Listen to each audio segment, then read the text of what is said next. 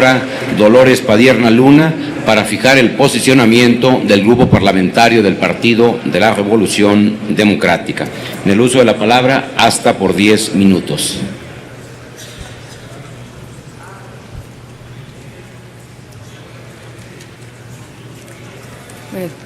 La iniciativa que presentó el senador Fayad cambió sustancialmente y eso es lo que habría que subrayar.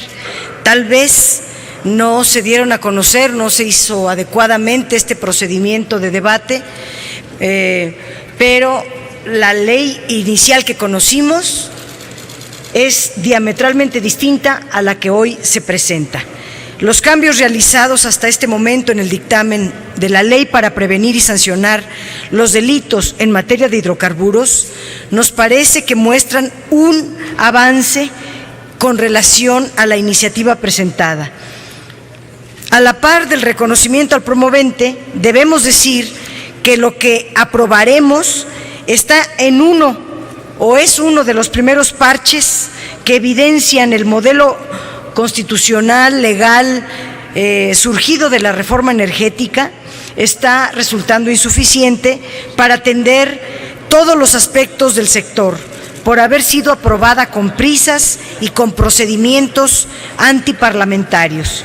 Más allá de eso, la importancia del sector hidrocarburos para las finanzas públicas, la generación de empleos y la seguridad energética de nuestro país, que se reconoce en esta iniciativa, son motivo suficiente para que cumplamos con las facultades de revisar, evaluar y, en su caso, modificar el marco jurídico que abrió el sector a las inversiones privadas.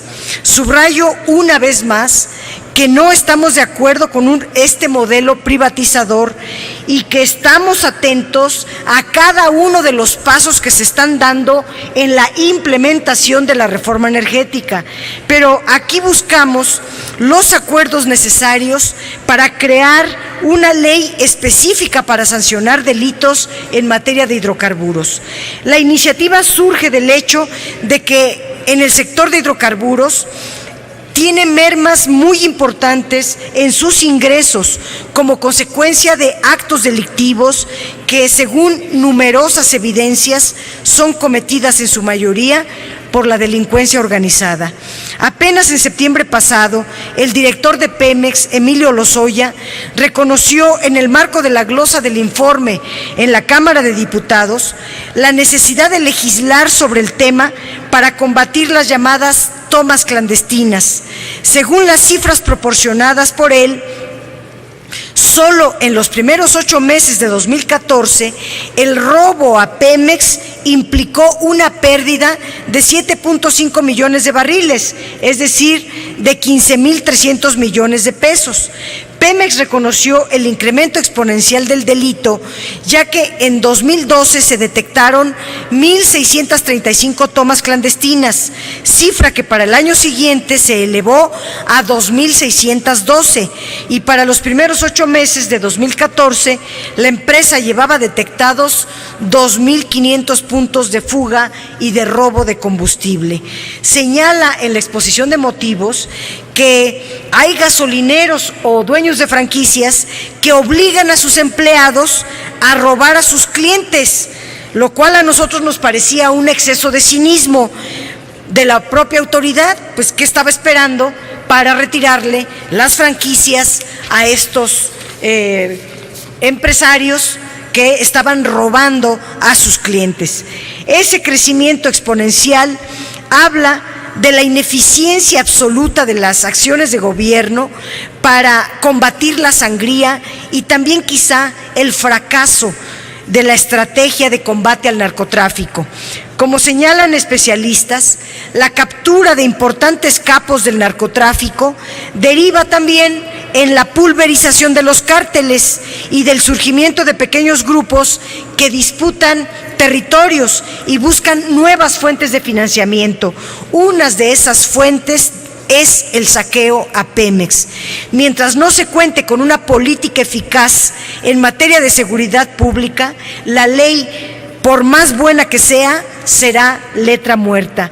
Mientras el gobierno nos dice, por ejemplo, que el principal cártel que operaba en el estado de Tamaulipas está totalmente debilitado gracias a la captura de las principales cabezas, también nos dice el dato de que 4 de cada 10 puntos de ordeña en ductos de Pemex se encuentran justamente en Tamaulipas.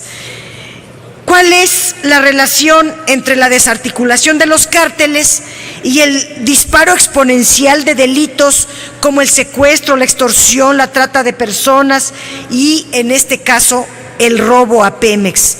Pues es una pregunta que el gobierno, responsable de brindarnos seguridad a las personas y a los bienes, debe responder, no solo con retenes que evidentemente han fracasado, sino con una labor organizada e integral para erradicar la violencia y la inseguridad. La caída de los precios del petróleo, de los hidrocarburos, obligan hoy más que nunca a cuidar los ingresos del Estado, sin contar con la necesidad de terminar con las tomas clandestinas, porque han hecho crecer las tragedias ambientales y han provocado accidentes de consecuencias fatales. Además del robo vía tomas clandestinas, se informa en la exposición de motivos del saqueo que también ocurre en las actividades relacionadas con la extracción y distribución en campos petroleros, en terminales de almacenamiento y de reparto, en terminales marítimas, en refinerías y en la carga de buques de gran calado.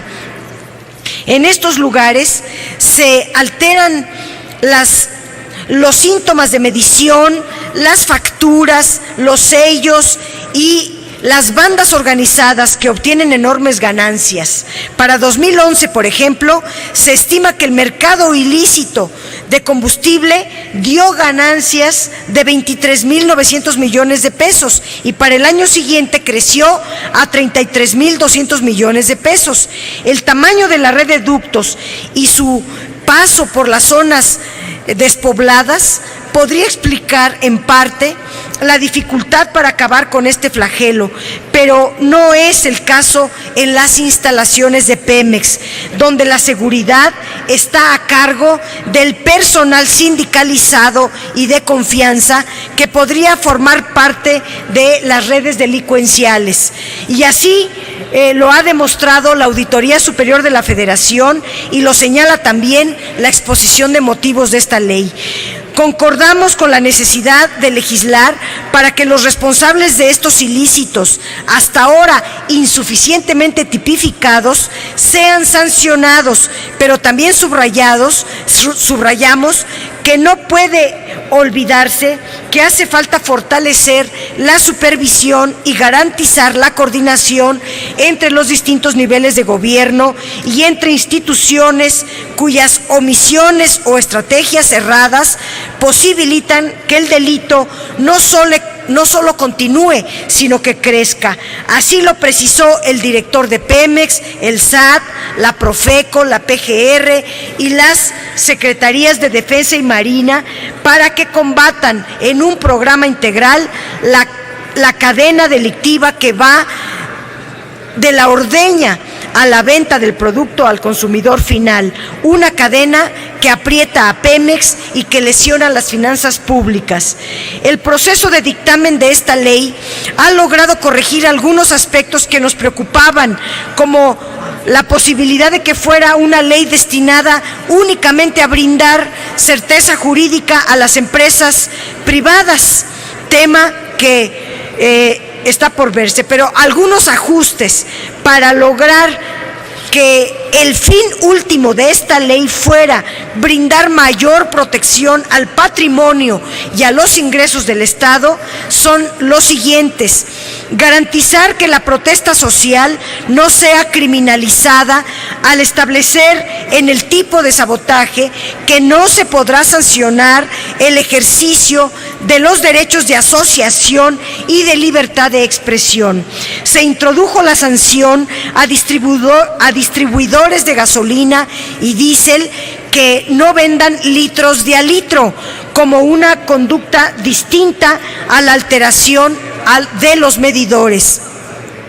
Con el fin de evitar la criminalización de los sectores más pobres del país, se estableció que la compra y posesión de hidrocarburos, petrolíferos y petroquímicos de origen ilícito sea únicamente sancionado cuando sea con pleno conocimiento de que los mismos provienen de un origen ilícito.